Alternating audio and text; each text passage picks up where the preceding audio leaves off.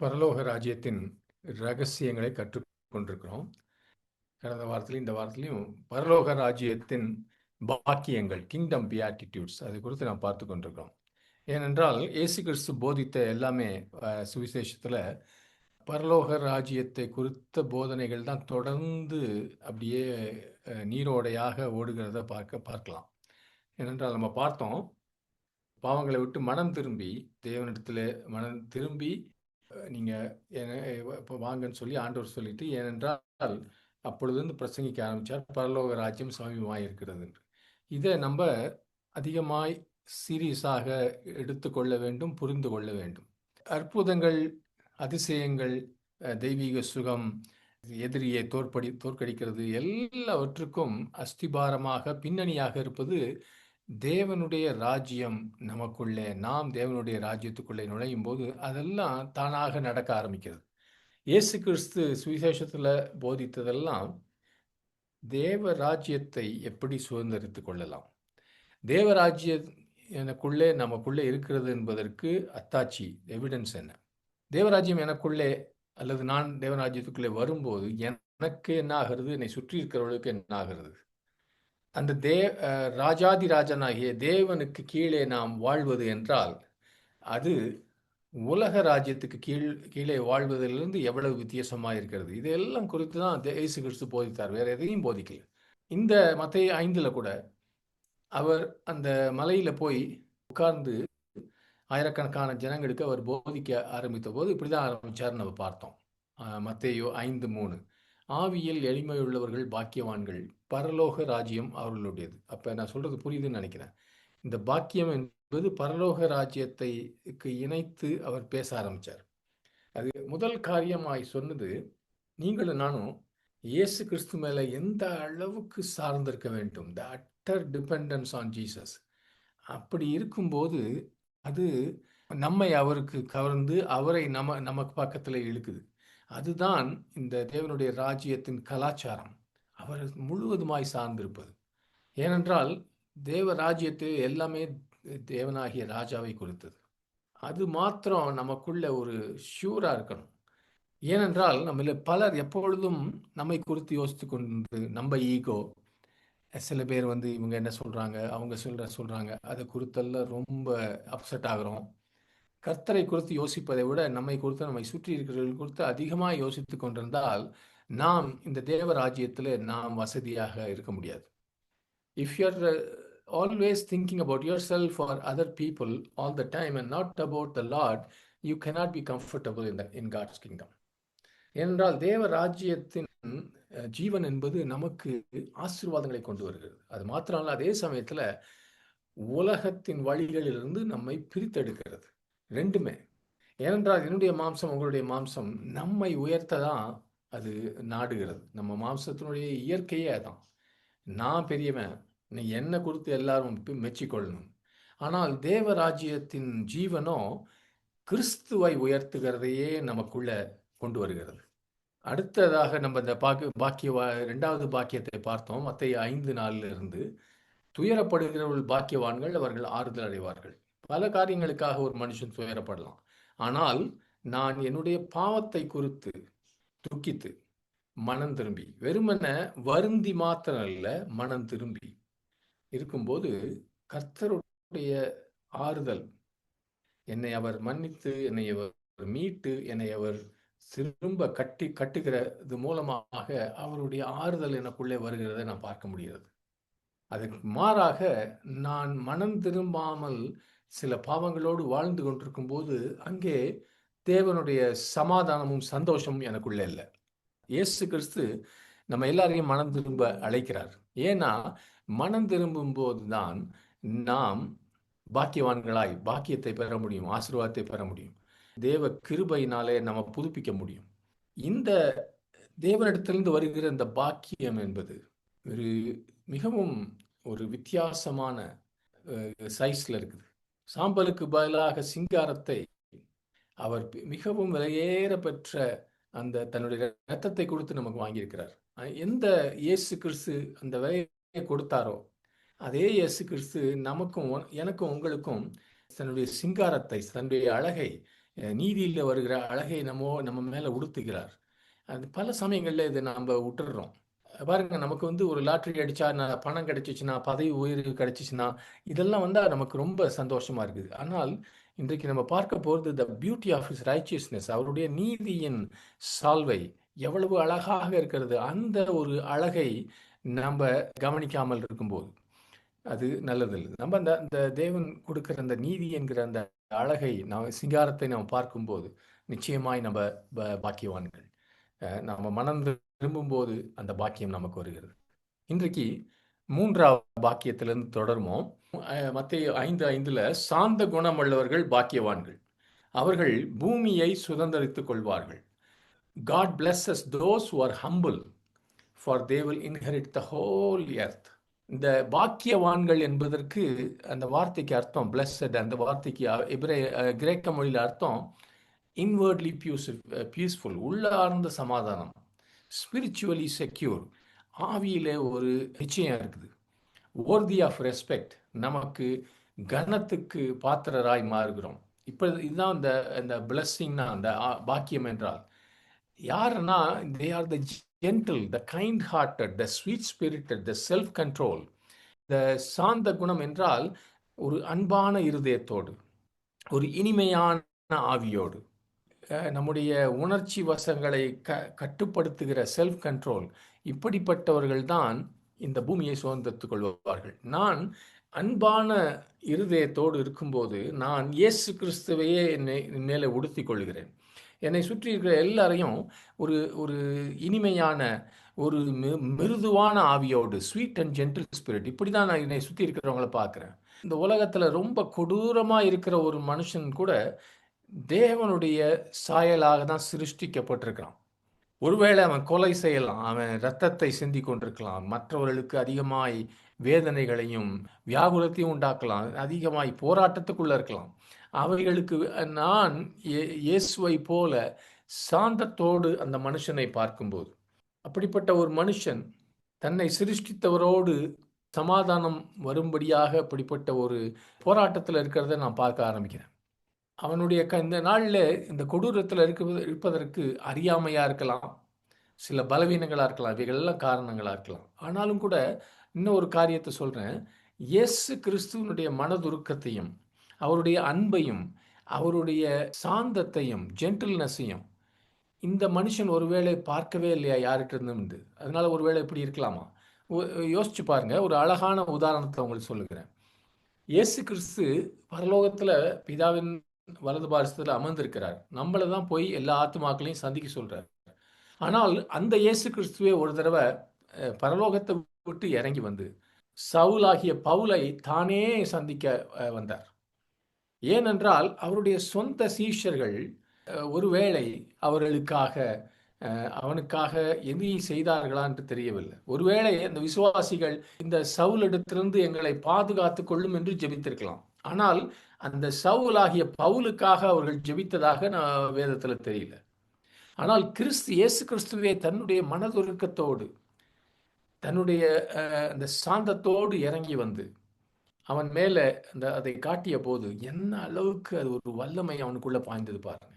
அதே சவுல் ஆகிய பவுல் சபையை துன்புறுத்தி கொண்டிருந்தவன், அவனுடைய அறியாமையினாலே, கண்கள் திறக்காதனாலே அப்படி செய்து கொண்டிருந்தவன், இயேசு கிறிஸ்து மனதுருக்கி இறங்கி வந்து அவரை சந்தித்த போது அவன் இயேசுவுக்காக ஆசியாவையும் ஐரோப்பாவையும் அவன் சம்பாதித்தான். தன்னுடைய சொந்த வாழ்க்கை, அதற்கு பின்னால் இருந்த ஜீவியத்தையே ஆண்டவருக்கென்று அர்ப்பணிப்பாக ஊற்றிவிட்டான்.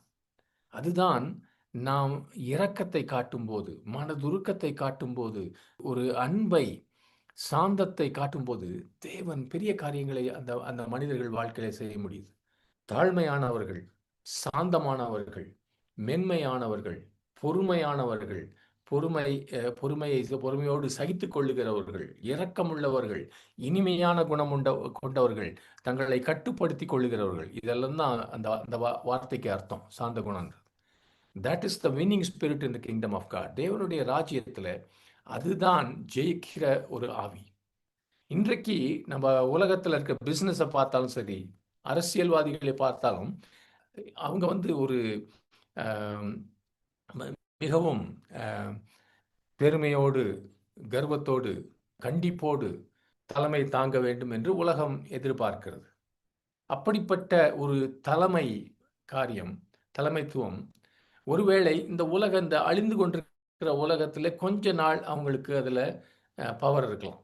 ஆனால் நிச்சயமாக அவர் இந்த இந்த பூமியை சுதந்திரித்துக் கொள்ள மாட்டார்கள். ஏனென்றால் இந்த பூமியும் அதில் உள்ள எல்லாமே தேவனுக்கே சொந்தம் என்று வசனம் சொல்கிறது. கர்த்தருடையது. பூமியும் அதில் உள்ள எல்லா காரியங்களும் கர்த்தருடையது.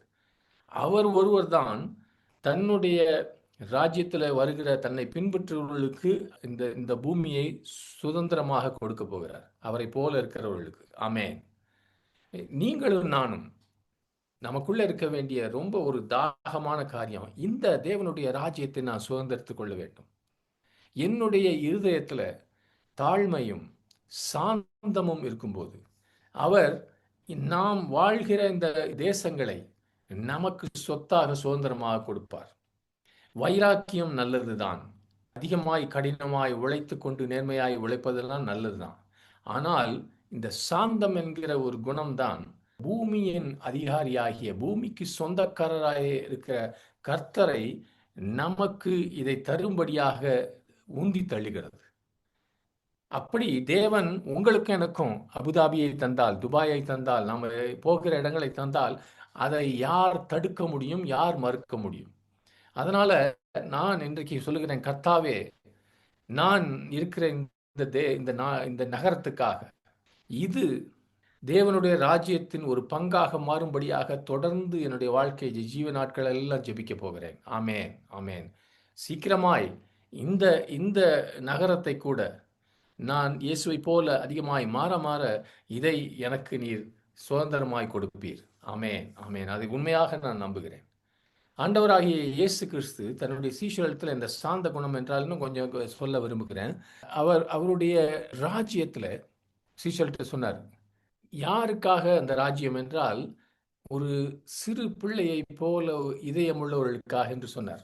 இப்ப நீங்களும் நானும் இந்த தேவனுடைய ராஜ்யத்துல ஒருவேளை இந்த நாட்களிலோ பின்னால நம்ம மரித்த பிறகோ இயேசு கிறிஸ்து வந்த பிறகோ எப்படி நம்ம அதை நினைக்கிறோம், என்ன செய்ய போறோம் பரலோகத்துல, இந்த புதிய வானம் புதிய பூமியில என்னுடைய இலக்கு என்ன, நான் என்னவாக இருக்க போகிறேன்? நான் ஒரு மூலையில உட்காந்து கையில வச்சு தலையை தூங்க போறேன்னா? 2-3 நாளைக்கு முன்பாக ஒரு சகோதரன் சாமுவேல் ஞானதாசனை கூப்பிட்டாரு. வந்து பிரதர், இங்கே நிறைய பேர் ஒரு ஒரு பாஸ்டர்லாம் வந்து ஒரு டிபேட் பண்ணுறாங்க. பரலோக ராஜ்யம் என்றால் ஒன்று, புதிய வானம் புதிய பூமி என்றால் ஒன்று, ஆனால் புதிய எருசலேம் என்பது வேற. விசேஷமான சீஷர்களுக்கு, விசேஷமான விசுவாசிகளுக்கு தான் அந்த புதிய எருசலேம் கொடுக்கப்படுதுன்னு சொல்கிறாங்க. நீங்கள் என்ன நினைக்கிறீங்க? நான் சொன்னேன், இது ஒரு வீணான ஒரு விவாதம். இது ஒரு மாயையான விவாதம். ஆனால் அதை யோசிச்சப்ப எனக்கு இன்னைக்கு நான் படிக்க போற ஒரு வசனத்தை முதல்ல படிப்போம். அதுக்கப்புறம் நான் யோசிச்சதை சொல்லுவேன். யாராவது வாசிங்க பார்க்கலாம். மத்தேயு 18 முதல் 4 வசனங்கள். அவ்வேளையில் சீசர்கள் இயேசுவிடத்தில் வந்து, பரலோக ராஜ்யத்தில் எவன் பெரியவனாய் இருப்பான் என்று கேட்டார்கள். இயேசு ஒரு பிள்ளையை தம்மிடத்தில் அழைத்து அது அவர்கள் நடுவில் நிறுத்தி, நீங்கள் மனம் திரும்பி சிறுபிள்ளை போல் ஆகாவிட்டால் பரலோக ராஜ்யத்தில் பிரவேசிக்க மாட்டீர்கள் என்று மெய்யாகவே உங்களுக்கு சொல்லுகிறேன். ஆகையால் இந்த பிள்ளையை போல தன்னை தாழ்த்துகிறவன் எவனோ அவனே பரலோக ராஜ்யத்தில் பெரியவனாயிருப்பான். ஆமென். தேவனுடைய ராஜ்யத்தை நான் எதற்காக தேடுகிறேன்? அங்கே நான் எப்படி இருப்பேன் அல்லது நான் எதை பெற்றுக்கொள்வேன் என்று யோசிக்கிறேன். இதை குறித்து சீஷர்கள் கூட அதிகமாக யோசிச்சாங்க. பல சமயங்களில் ஒருவருக்கு சண்டை போட்டாங்க. யார் இயேசு கிறிஸ்துவின் வலது பக்கம் இடது பக்கம் உட்காருவாங்க. ஆனால் இங்கே இங்கேயும் கூட இயேசு கிறிஸ்து கேட்கிறாங்க, யார் பரலோக ராஜ்யத்துல பெரியவனா இருப்பான்? ஏனென்றால் அவர்களுடைய ஐடியா வந்து பரலோக ராஜ்யத்துல பெரியவனா இருக்கணும். அதுக்கு நான் என்ன செய்யணும், எவ்வளவு தியாகம் பண்ணணும், எவ்வளவு முயற்சி பண்ணணும், எதை விட்டு கொடுக்கணும், எவ்வளவு பணம் கொடுக்கணும், எதுவா இருக்கலாம். ஒருவருக்கொருவர் அவங்க விவாதிச்சிருக்கலாம் இயேசு கிறிஸ்து இல்லாத போது. ஆனால் ஒரு முடிவுக்கு வர முடியாதனால ஆண்டவர்கிட்ட கேட்கிறாங்க. ஆண்டவர் சொல்றாரு, நீ சிறு பிள்ளையை போல தாழ்மை, சிம்பிளிசிட்டி, எளிமை, கற்றுக்கொள்ளுகிற ஒரு ஆவி, டீச்சபிள் ஸ்பிரிட். இப்போ பாருங்க, பல பேர் நம்ம வசனத்தை ஒழுங்கா வாசிக்கிறது இல்லை, இந்த மாதிரி பைபிள் ஸ்டடிக்கு வரதில்லை. Because we don't have a teachable spirit. நம்ம எல்லாரும் போதிக்கணும்னு நினைக்கிறோம், ஆனால் எல்லாரும் கற்றுக்கொள்ள தயாராக இல்லை. இப்படிப்பட்ட ஒரு சிறு பிள்ளைய பார்த்தீங்கன்னா, ஒரு ஸ்பாஞ்ச் ஆட்டம் எல்லாத்தையும் சொல்றதெல்லாம் அப்சர்வ் பண்ணிக்கிட்டே இருக்கும் சின்ன பிள்ளை. நம்ம சொல்றதெல்லாம் திருப்பி சொல்லும். அதுதான் டீச்சபிள் ஸ்பிரிட். இதுதான் இந்த தாழ்மையும், எளிமையும், கற்றுக்கொள்ளுகிற ஆவியும் தான் ஆண்டவர் சொல்றாரு, உன்னுடைய அந்தஸ்து என்னுடைய ராஜ்யத்தில் உன்னுடைய அந்தஸ்தை அதுதான் டிசைட் பண்ணும். அவர் இயேசு கிறிஸ்து ஒரு நாளும் தன்னுடைய ராஜ்யத்தில் பெரியவர் சிறியவர் இல்லைன்னு சொல்லி கொடுக்கல. He never taught that there are no hierarchies. Awards rewards உண்டு, கிரீடங்கள் உண்டு, பக்கத்தில் உட்காந்துருக்குங்க உண்டு, இதெல்லாம் உண்டு பரலோகத்தில். எல்லாரும் ஒரே லெவல் கிடையாது. அங்கே கம்யூனிசமும் சோஷியலிசமும் கிடையாது பரலோக ராஜ்யத்தில். ஆனால் இந்த உயர்வில் ஒவ்வொரு அந்த ஆர்டர் இருக்கு பாருங்க, யார் பெரியவர்ன்ற அதில் இருக்கிற ஒரு அருமையான காரியம் என்னன்னா, யார் நான் பெரியவனாய் மாற வேண்டும், செல்ஃப் ப்ரமோஷன், நான் பெரிய ஆளாகணும்னு யோசிக்கிறானோ, நான் எனக்கு நீங்கள் இதை கொடுக்கறதுக்கு நான் எனக்கு தகுதின்னு அப்படி கேட்காம இருக்கிறாங்களோ, அப்படிப்பட்டவர்கள் தான் உயர்த்தப்பட போகிறாங்க. ஹல்லேலூயா. அப்படின்னா இந்த தேவ ராஜ்யத்தில் என்னுடைய இடம், நான் எப்படி எங்கே இருக்க போகிறேன், இதை குறித்து சரியாக எப்படி யோசிக்கிறது அப்படின்னா, ஆக்சுவலாக நான் என்ன தெரியுமா நினச்சேன், இதை அதிகமாக நம்மளை பற்றி யோசிக்காம ராஜாதி ராஜாவாகிய இயேசுவோடு நான் யுக யுகமாய் வாழப்போகிறேன் அவருடைய பிரசன்னத்தில் என்பதை யோசிப்பது மிகவும் நல்லது. பாருங்க, ஆண்டவராக இயேசு கிறிஸ்துவின் பாதத்தில் உட்கார்ந்திருந்தா நீங்களும் நானும் நித்திய நித்தியமாய் காரியங்களை கற்றுக்கொள்ளலாம். ஒரு நாளும் அவருக்கு ஈக்குவல் ஆக முடியாது. ஆனால் அவர் நம்மை பிள்ளை என்று அழைத்துக் கொள்கிறார். அப்படிப்பட்ட ஒரு ஏக்கம் அவருடைய பாதத்தில் அமர்ந்திருந்து அவருடைய வாயிலிருந்து வருகிற ஞானத்தை பெற்றுக்கொள்ள, வெளிப்பாடை பெற்றுக்கொள்ள, அவருடைய முகத்தை எப்பொழுதும் உற்று நோக்குகிற ஒரு பாக்கியத்தில் இருக்க, இதை நாடுவதை விட்டுட்டு எனக்கு எவ்வளோ பெருசாக வீடு இருக்கும், என் புள்ள குட்டி, எங்கள் அம்மா அப்பா எல்லாரும் அங்கே இருக்கிறதுக்கு இடம் இருக்குமா, அங்கே கிச்சன் இருக்குமா, இந்த மாதிரி கண்டதையும் யோசிச்சுட்டு இருக்கிறத விட இதுதான் நம்மை பற்றி யோசிக்காமல் நாம் போகிற அந்த தேவ ராஜ்யத்தில் இருக்க தேவனை குறித்து அவரோடு இப்படி இருக்க போகிறவங்க யோசித்தா அது ரொம்ப நல்லதுன்னு நான் நினைக்கிறேன். ஏன்னா பாருங்க, புறாக்களை போல கபடற்ற மனதோடு ஒரு எளிமையான இருதயத்தோடு அவரை நாடும்போது அவர்களை தான் அவருடைய ராஜ்யத்தில் பெரிய லெவலுக்கு தேவன் எழுப்ப போகிறார். Great places and great positions. நம்ம நிறைய பேருக்கு ஆச்சரியமாக இருக்க போகுது அங்கே போகும்போது. இங்கே ஒன்றுமில்லாமல் இருந்த அந்த பிச்சைக்காரனை ஆண்டவர் பரலோகத்தில் ஆபிரகாம் மடியில் உட்கார வைத்தார். யோவான், அவனுடைய சகோதரன் யாக்கோபு 2 பேருடைய தாயாராகிய சலோமி, சில பேர் சொல்கிறாங்க அவங்க மரியாள், இயேசு கிறிஸ்துவனுடைய தாயாராகிய மரியாளுடைய சகோதரியாக இருந்திருக்கலாம்னு சொல்லி. அந்த சலோமி ஒரு நாள் ஆண்டவர்கிட்ட இயேசுகிட்ட வந்து, என்னுடைய மகன்கள் 2 பேரும் உம்முடைய இடது பக்கமும் வலது பக்கமும் உட்காரறதுக்கு நீங்கள் என்னுடைய ஜெபத்தை, என்னுடைய வேண்டுதலை கேட்க வேணும். ஒருவேளை அவங்க பெரியம்மாவோ சின்னம்மாவோ இருந்திருக்கலாம், அதனால் உரிமையாக வந்து கேட்குறாங்க. ஆனால் கூட இருக்க சீஷர்களுக்கெல்லாம் ரொம்ப ரொம்ப கோபமாயிருச்சு, என்ன இப்படி கேட்குறாங்கன்னு சொல்லி. பாருங்க, மத்தேயு 20 என்ன சொல்கிறாருன்னு பாருங்க. மத்தேயு 20 திருப்பிக்கங்க, யாராவது ஒருத்தர் 25 28 வரைக்கும் வாசிங்க. அப்பொழுது இயேசு அவர்களை கிட்ட வர செய்து, புறஜாதியருடைய அதிகாரிகள் அவர்களை இருமாப்பாய் ஆளுகிறார்கள் என்றும், பெரியவர்கள் அவர்கள் மேல் கடினமாய் அதிகாரம் செலுத்துகிறார்கள் என்றும் நீங்கள் அறிந்திருக்கிறீர்கள். உங்களுக்குள்ளே அப்படி இருக்கலாகாது. உங்களில் எவனாயிலும் பெரியவனாய் இருக்க விரும்பினால் அவன் உங்களுக்கு பணிவிடைக்காரனாய் இருக்க கடவன்.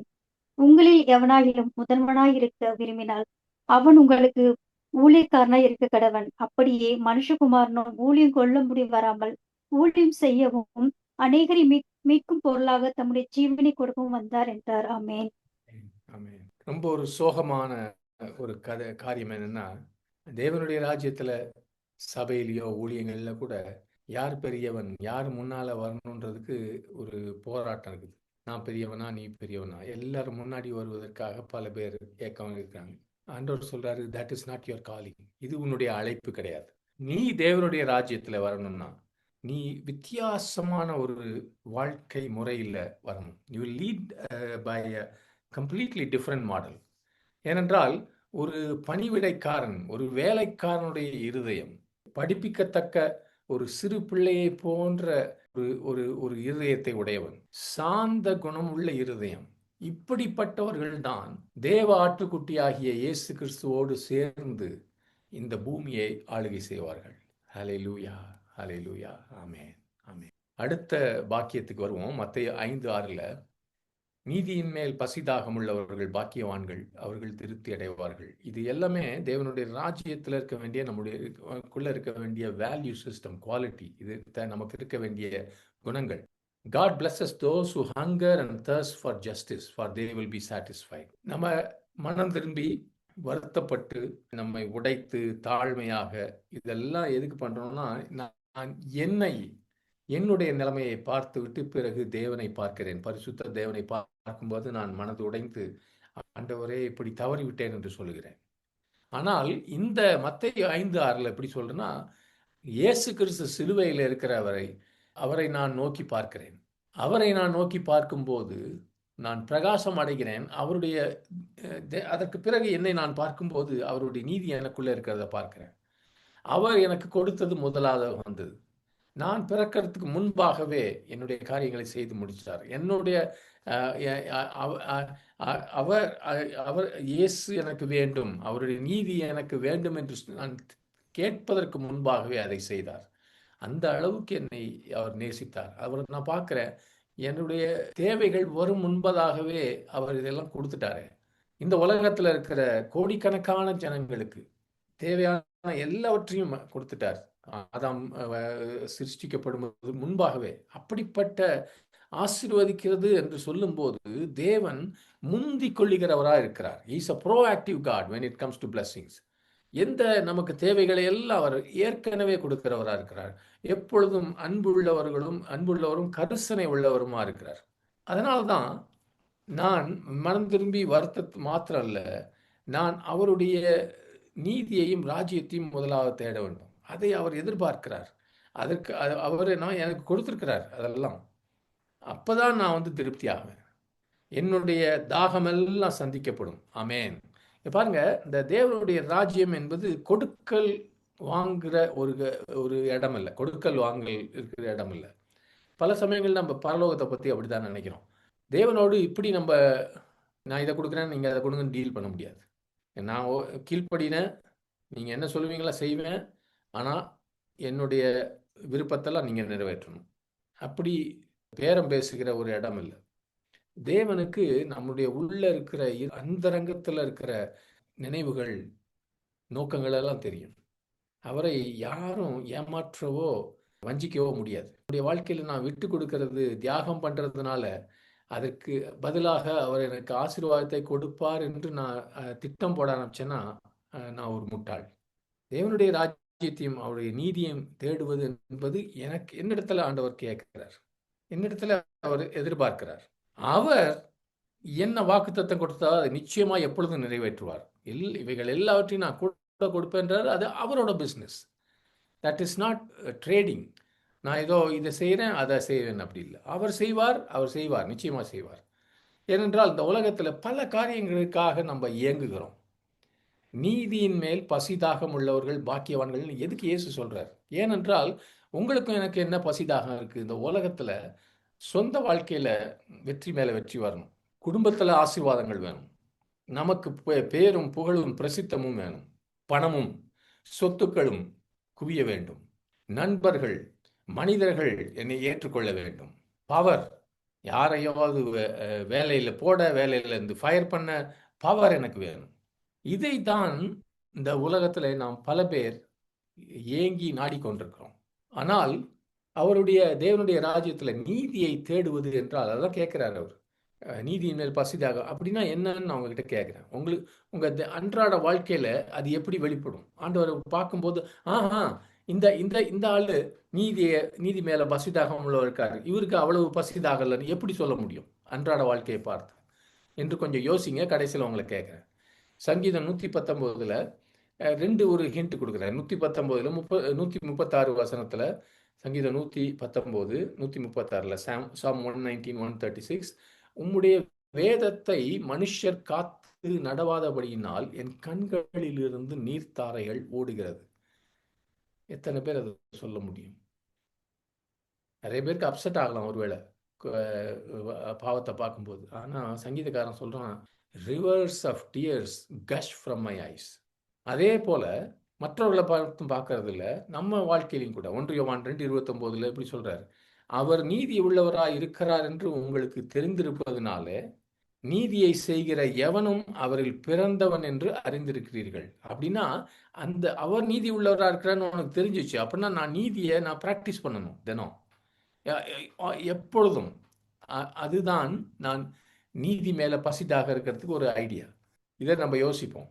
5வது காரியம் மத்தேயு 5:7 இருக்குது. இரக்கம் உள்ளவர்கள் பாக்கியவான்கள், அவர்கள் இரக்கம் பெறுவார்கள்.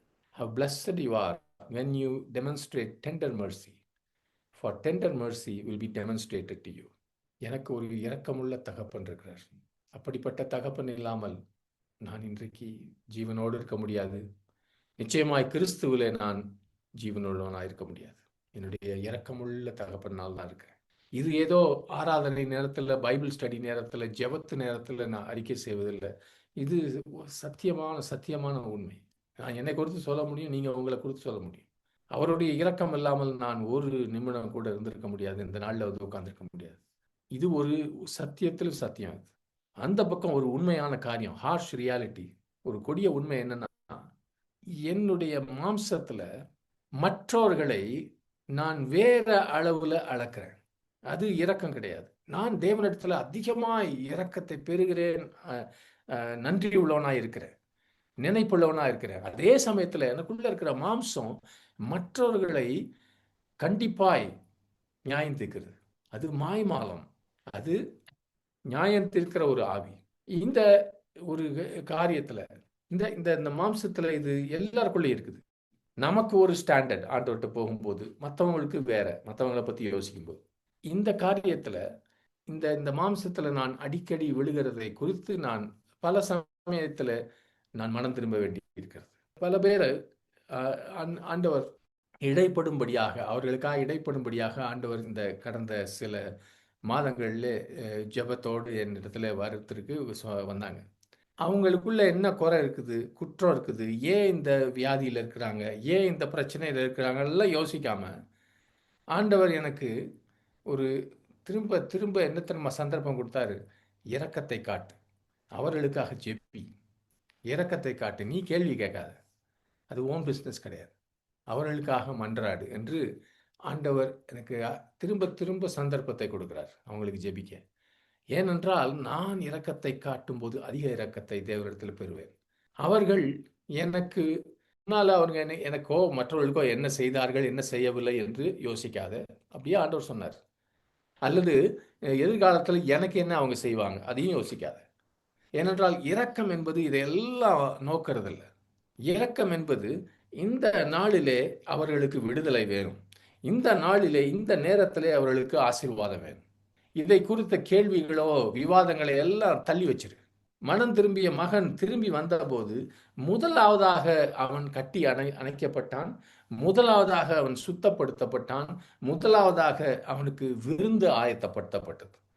அவனுடைய எங்க போன, ஏன் இவ்வளவு பணத்தை செலவழிச்ச, என்ன செய்த, ஏன், அதெல்லாம் அந்த பேச்சே இல்லை. அதுதான் இரக்கம். ஒருவர் கீழே விழுந்து கிடக்கும்போது, ஒருவன் தோற்று போகும்போது, அல்லது வியாதி படுக்கையிலேயோ குடும்ப பிரச்சனையிலையோ துவண்டிருக்கும் போது, நம்ம பல பேர் அவர்களை குற்றம் கண்டுபிடிப்பதும் புறங்கூறுவதும், ஏன் இந்த பிரச்சனைக்குள்ளே மாட்டிக்கொண்டார்கள் என்று இதை அதிகமாக உட்கார்ந்து அனலைஸ் பண்றதும், இதுக்குள்ளதான் நம்ம போறோம். ஆனால் நம்முடைய பிதாவோ அவர்களுக்கு இரக்கத்தை காட்டுகிறார். ஏன் தெரியுமா பிரதர்? எவ்வளவு கீழே இருந்தாலும் அந்த மனுஷனுக்கு உயிர் இருந்துச்சுன்னா தேவன் அவனுக்கு இரக்கத்தை காட்டியிருக்கிறார். அப்படி ஒரு மனுஷன் இருக்கும்போது இரக்கமுள்ள பிதா நான் இரக்கத்துக்காக ஜெபித்து மன்றாட வேண்டும் என்று எதிர்பார்க்கிறார். அவனுக்கு நியாயம் தீர்க்கும்படியாக என்னிடத்தில் அவனை அனுப்பவில்லை. அப்படிப்பட்ட மனுஷனை தான் தேவன் தேடிக்கொண்டிருக்கிறார், தொடர்ந்து தேடிக்கொண்டிருக்கிறார். இப்படி இரக்கத்தை மற்றவர்களுக்கு காட்டுவது என்பது பரலோக குணம். அப்படி இரக்கத்தை காட்டும் போதுதான் நான் பரிசுத்த ஆவிக்குள்ளே இருந்து ஜெபிக்க முடியும். பழி வாங்குதலும் பதில் செய்வதும் கர்த்தருடைய காரியம், உன்னுடைய காரியம் கிடையாது, என்னுடைய காரியம் கிடையாது. இதை குறித்து நினைப்பது கூட நம்முடைய பிஸ்னஸ் கிடையாது. அந்த மனுஷன் உயிரோடு இருக்கிறான் என்று சொன்னால் அந்த மனுஷனுக்கு இரக்கமுள்ள பிதா இன்னும் கதவை திறந்து வைத்திருக்கிறார் என்று அர்த்தம். அவருடைய ஆவியானவர் எனக்குள்ளே வாசம் செய்கிறார். அவர் என்கிட்ட சொல்றாரு, அவனுக்கு இரக்கம் காட்டு, அவனுக்கு ஜெபி, அவனை குறித்து யோசி, என்னெல்லாம் அவனுக்கு செய்ய முடியுமோ இரக்கத்திலே அந்த மனுஷனுக்காக செய் என்று ஆவியானவர் என்னை தூண்டி விடுகிறார். அப்படி செய்த பிறகும் அந்த மனுஷனிடத்திலிருந்து எனக்கு எந்த இரக்கமும் வராமல் போகலாம். ஆனால் கர்த்தரின் ஆவியானவர் எனக்குள்ளே உந்தி தள்ளி கிரியை செய்து கொண்டிருக்கிறார். அவன் எனக்கு திரும்பி செய்கிறானோ இல்லையோ, யாருடைய ஆறுதலும் தேர்தலும் எனக்குள்ளே வரும்? நிச்சயமாய் ஆவியானவருடைய ஆறுதலும் தேர்தலும் என் வாழ்க்கையில் வரும், எனக்கு தேவையாக இருக்கும்போது. அமேன், அமேன். எனக்கு தகுதி இல்லாத போது கூட அவர்தான் என்னை ஆறுதல் செய்கிறார். கேள்விக்கு இடமே இல்லை. இப்போ பரலோக ராஜ்யத்தின் அந்த வேல்யூ சிஸ்டம், அதில் மதிக்கப்படுவது என்பது உலகத்தில் மதிக்கப்படுவது என்பது ரொம்ப வித்தியாசமானது. இந்த வசனத்தில் அவர் சொல்றது, this value system is call Mercy. இந்த மதிப்பான ஒரு காரியம், அதுக்கு பேரு இரக்கம். இது நம்முடைய எல்லாருடைய மாம்ச இயற்கைக்கு விரோதமானது. இரக்கம் என்பது என்னுடைய இயற்கையில கிடையாது, உங்க இயற்கையில கிடையாது. ஆண்டவராய் இயேசு கிறிஸ்து இத ஒரு அருமையான ஓமானம் மூலமாக மத்தேயு 18:23-27 வரைக்கும் வாசிங்க. எப்படி எனில், பரலோக ராஜ்யம் தன் ஊழியக்காரனிடத்தில் கணக்கு பார்க்க வேண்டும் இருக்க ஒரு ராஜாவுக்கு ஒப்பா இருக்கிறது. அவன் கணக்கு பார்க்க தொடங்கின போது 10,000 தாலந்து கடன் பட்டவன் ஒருவன் அவனுக்கு முன்பு கொண்டு வந்தார்கள். கடன் தீர்க்க அவனுக்கு நிர்வாகம் இல்லாதபடினால் அவனுடைய ஆண்டவன் அவனையும் அவன் பெண் ஜாதிகளையும் பிள்ளைகளையும் அவனுக்கு உண்டான எல்லாவற்றையும் விற்று கடனை தீர்க்கும்படி கட்டளையிட்டார். அப்பொழுது அந்த ஊழியக்காரன் தாழ விழுந்து வணங்கி, ஆண்டவனே, என்னிடத்தில் பொறுமையாய் இரும், எல்லாவற்றையும் உமக்கு கொடுத்து தீர்க்கிறேன் என்றான். அந்த ஊழியக்காரனுடைய ஆண்டவன் மனதிறங்கி அவனை விடுதலை பண்ணி கடனையும் அவனுக்கு மன்னித்து விட்டார். அதே மனுஷன் இவனுக்கு கோடிக்கணக்கான பணம் கொடுக்கணும், அவனுடைய ஆண்டவனுக்கு. அதை ஃபுல்லா மன்னிச்சிட்டாரு. ஆனா அதே மனுஷன் தனக்கு கொஞ்சம் காசு கொடுக்க வேண்டிய ஒரு ஆளை போய் தொந்தரவு பண்ணி அவன் கொடுக்க அவனும் கெஞ்சினான், ஆனாலும் அவனை போய் ஜெயிலில் போட்டான். இதுதான் நீங்களும் நானும் செய்யறோம். 32-35 வரைக்கும் வாசிப்போம். அப்பொழுது அவனுடைய ஆண்டவன் அவனை அழைப்பித்து, பொல்லாத ஊழியக்காரனே, நீ என்னை வேண்டிக் கொண்டபடியினால் அந்த கடன் முழுவதையும் உனக்கு மன்னித்து விட்டேன். நான் உனக்கு இறங்கினது போல நீயும் உடன் வேலைக்காரனுக்கு இறங்க வேண்டாமோ என்று சொல்லி அவனுடைய ஆண்டவன் கோபம் அடைந்து அவன் பட்ட கடனை எல்லாம் தனக்கு கொடுத்து தீர்க்கும் அளவும் உபத்திரத்தில் அவனை ஒப்புக் கொடுத்தார்கள். நீங்களும் அவனவன் தன் சகோதரன் செய்த தப்பிதங்களை மனப்பூர்வமாய் மன்னிக்காமல் போனால் என் பரமபிதா உங்களுக்கு இப்படியே செய்வார் என்றார். இதை நம்ம வாசிப்பதும் பிரசங்கிப்பதும் ரொம்ப எளிது. இது ரொம்ப லாஜிக்கலாக கூட தெரியுது. உழவு கடனை மன்னிச்சாரு, இந்த சின்ன கடனை அவனுக்கு மன்னிக்க முடியலன்னு. ஆனால் உங்களுடைய அன்றாட வாழ்க்கையில, தினசரி வாழ்க்கையில இதனுடைய இந்த போதனையுடைய தாக்கத்தை குறித்து கொஞ்சம் யோசிங்க. நீங்களும் நானும் எத்தனை விதமான மனத்தாங்களோடு நம்ம வாழ்க்கையை நடத்தி கொண்டிருக்கிறோம். ஒரு சிலர் நமக்கு விரோதமாக 10 வருஷம் 20 வருஷம் 30 வருஷத்துக்கு முன்பாக செய்த காரியத்தெல்லாம் மனசுல வச்சுட்டு இருக்கோம். அதே சமயத்துல நான் இன்னொருவரை என்னுடைய வார்த்தையினாலும் என்னுடைய கிரியைகள்னாலும் மனத்தாங்களுக்குள்ள வருத்தத்துக்குள்ள கொண்டு வந்தா நம்ம குறித்து சாக்கு போக்கு சொல்றோம். அன்னைக்கு எனக்கு கொஞ்சம் பசியா இருந்துச்சு, அன்னைக்கு எனக்கு மூடு சரியில்லை, அதனால கொஞ்சம் சொல்லிட்டேன் அப்படின்னு நம்ம சொல்லிக் கொள்கிறோம். ஆனால் இங்கே நம்ம ஆண்டவராகிய இயேசு கிறிஸ்து நமக்கு இந்த இரக்கம் என்கிற ஒரு பாக்கியத்தை குறித்து, அவருடைய ராஜ்யத்துல நம்ம இரக்கம் பெறுவதை குறித்து மத்தேயு 5 சொல்றார். ஆனால் அதே சமயத்துல இரக்கம் பெறுகிறவன் பாக்கியவான், இரக்கம் செய்கிறவன் பாக்கியவான், இரக்கம் பெறுவான்றது பாக்கியம். ஆனால் இங்கே மத்தேயு 18:35 அதே இயேசு கிறிஸ்து எதிரவா போதிக்கிறாரு, நீ இரக்கம் செய்யாவிட்டால், உன்னுடைய சகோதரத்தில் நீ இரக்கமுள்ளவனாய் இல்லாவிட்டால் உன்னுடைய பரம தகப்பன் உனக்கு என்ன செய்வார் என்று எச்சரிப்பும் செய்கிறார். இந்த இயேசு கிறிஸ்துவின் வார்த்தைகள் நம்ம இருதயத்துல ரீங்காரம் இட வேண்டும். எப்பொழுதெல்லாம் எனக்குள்ள கசப்பும் மன்னிக்க முடியாத ஒரு குணமும் உள்ளுக்குள்ள, நிறைய பேர் அப்படிதான் இருக்கும். இப்போ கம்யூனியன் கூட அப்படிதான் கசப்போட தான் போறோம். எவ்வளவு தூரம் சொன்னாலும் கேட்கறது இல்லை. ஆனால் இயேசு கிறிஸ்து சொல்லுகிற ஒரு வார்த்தையை கேளுங்க. நான் உனக்கு இறங்கினது போல நீயும் உன் உடன் வேலைக்காரனுக்கு இறங்க வேண்டாமோ? Shouldn't you have mercy on your fellow servant just as I had mercy on you? இங்க பாருங்க, பரலோக ராஜ்யத்துல மதிப்பாக இருக்கிறது ஆட்டிடியூட், குணங்கள், இவைகள் நம்ம தேர்ந்தெடுத்து கொள்ளலாம், தேர்ந்தெடுக்காமல் இருக்கலாம் என்று இல்லை. They are not optional. நம்ம நீங்க பாக்கியவான்கள் என்று சொல்லும்போது பல சமயம் நினைச்சுக்கிறோம் அது போனஸ்ன்னு நினைக்கிறோம். ஒருவேளை இந்த போனஸ் கிடைக்கலாம், கிடைக்காம இருக்கலாம். ஆனால் பாக்கியவான்கள் தான் தேவனுடைய ராஜ்யத்தை சுதந்திரிப்பாங்க. தேவனுடைய ராஜ்யத்தில் இருக்கிறவர்கள் எல்லாரும் பாக்கியம் பெற்றவர்கள் என்று யோசிச்சுக்கிட்டீங்கன்னா உங்களுக்கு தெரியும். இயேசு கிறிஸ்து இதை சொல்லி கொடுக்குற இந்த காரியங்கள் எல்லாம் ஒருவேளை எட்டிக்காய் போல கசக்குதா, கசப்பு மருந்து போல உங்களுக்கு இருக்குதா? இது ஏதோ பல்ல கடிச்சுக்கிட்டு ஒரு வரி கட்டுற மாதிரி ஏதோ சில வேலைகளை செய்கிறோமே, அது மாதிரி செய்யறதான். உண்மையிலேயே என்னுடைய மாம்சத்துக்கு இதெல்லாம் பிடிக்காத காரியம்தான். ஆனால் இந்த ராஜ்யத்தின் காரியங்களை மன்னிப்பது குறித்தும், இரக்கம் காட்டுவதை குறித்தும், எளிமையை குறித்தும், இந்த காரியங்களை நாம் செய்யும்போது நம்முடைய ஆவியில ஒரு விடுதலை வருகிறது. இந்த ராஜ்யத்தின் காரியங்களை, ராஜ்யத்துல மதிப்பாய் நினைக்கிற காரியங்களை செய்யும்போது நாம் ஆவியில விடுதலை பெறுகிறோம். நம்முடைய மனம் மறுரூபமாகிறது. வேற மாதிரி யோசிக்க ஆரம்பிக்கிறோம். இப்பயே இந்த உலகத்துல இருக்கும் போதே, இந்த நேரத்திலேயே அப்படி யோசிக்க அப்படி மாற ஆரம்பிக்குது. நம்ம எல்லாரும் இந்த பரலோக ராஜ்யத்தின் குணங்கள் நாம பெற்றுக்கொண்டு அதை அனுபவிக்கும் போது, தினம் செய்யும் போது, ஒவ்வொரு நாளும் புத்தி கெட்டாத அந்த கிறிஸ்துவின் சமாதானத்தை பெற்றுக்கொள்கிறோம். இவைகள் எல்லாம் ரொம்ப கஷ்டம் பிரதர். இங்கே இருக்குது, ரொம்ப தூரத்துல அவர் வச்சு சொல்லியிருக்காரு. இதெல்லாம் செய்ய முடியுமா அப்படின்னு நினைச்சீங்கன்னா செய்ய முடியாது. இவைகளை முழு இருதயத்தோடு நான் ஏற்றுக்கொண்டால், இதை நான் அன்றாட வாழ்க்கையில தினசரி வாழ்க்கையில நான் செய்வேனானால் நான் நிச்சயமாய் ஆசீர்வதிக்கப்பட்டிருப்பேன்.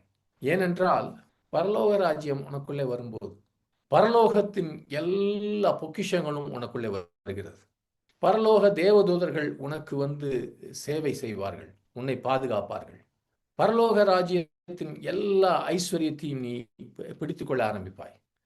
இதை நாம் இந்த காரியத்துல நம்ம தியாகம் பண்ற மாதிரி இருக்குது. ஒருத்தன் நம்மளை கடிச்சிட்டான், ஒருத்தன் நம்மளை திட்டான், அவனுக்கு போய் இறக்கம் காட்டணும்னா எனக்கு மானம் போச்சே, என்னுடைய கௌரவம் போச்சே, இதெல்லாம் நினைச்சிட்டு இருக்கீங்க.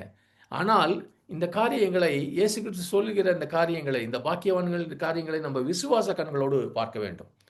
2 கொரிந்தியர் 4வது அதிகாரம் 17-18 இதுதான் சொல்லி கொடுக்கிறார் பவுல். மேலும் காணப்படுகிறவர்களை அல்ல, காணப்படாதவைகளை நோக்கி இருக்கிற நமக்கு அதிசீக்கிரத்தில் நீங்கும் லேசான நம்முடைய உபத்திரவம் மிகவும் அதிகமான நித்திய கனமையுமே கொண்டு உண்டாக்குகிறது. ஏனெனில் காணப்படுகிறவர்கள் அநித்தியமானவைகள், காணப்படாதவைகளோ நித்தியமானவைகள். ஆமேன், ஆமேன். பரலோக ராஜ்யம் என்பது ஒருவேளை நான் கண்ணால பார்க்க முடியாம இருக்கலாம். உலகத்தின் ராஜ்யத்தை நான் கண்ணால பார்க்கிறேன். ஆனால் நான் கண்ணில் பார்க்காத அந்த பரலோக ராஜ்யம் நித்தியமானது. இந்த காண்கிற இந்த ராஜ்யங்கள் எல்லாம் நம்ம கண்களிலே பார்க்குறோம். ஒரு கவர்மெண்ட் வருது, இன்னொரு கவர்மெண்ட் போகுது. இதெல்லாம் வந்துட்டு போற காரியங்கள். ஆனால் இந்த பரலோக ராஜ்யத்தின் குணத்துல, அந்த நோக்கத்துல, அந்த இயேசு கிறிஸ்து நமக்கு சொல்லிக் கொடுக்குற அந்த காரியங்களை நம்ம பெற்றுக்கொண்டால் இந்த நாளிலேயே உங்களுக்கு பாக்கியம் வரும். அது உள்ள பாக்கியம் இருக்கும். ஒருவேளை உடனே நான் பெரிய பணக்காரன் ஆக மாட்டேன், ஆனால் தொடர்ந்து இதை சிந்திக்கும் போது ஆண்டவர் நிச்சயமாய் நம்மை வித்தியாசமான ஒரு ஆசீர்வாதமான வாழ்க்கைக்குள்ளே நடத்துவார். Amen, amen. Praise the Lord.